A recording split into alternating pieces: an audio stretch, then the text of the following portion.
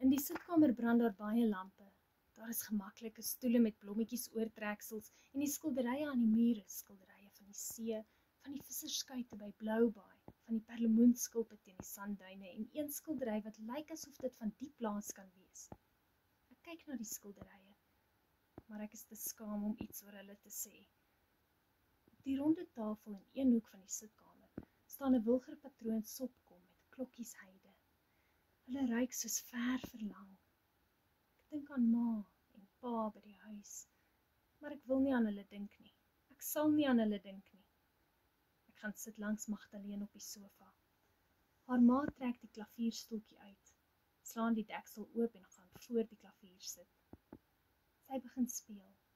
Haar hande lyk mooi so op die swart en wit klawers.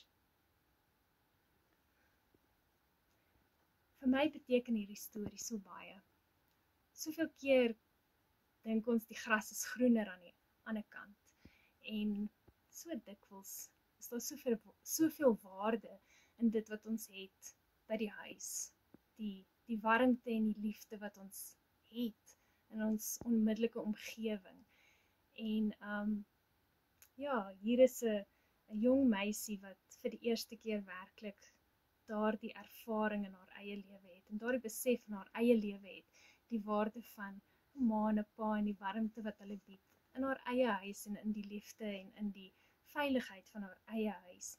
En ek ervaar dit selfs as 'n groot mens wat nou my kinders het, ervaar ek nog steeds die waarde wat ek het in my eie ma en pa en daai liefde van teruggaan na jou huis en jou ma en jou pa.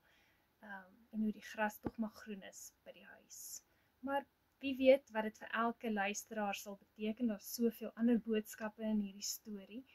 Daar's soveel om hier uit te neem, so ek nooi julle graag om te kom luister en self te besluit wat beteken dit vir jou.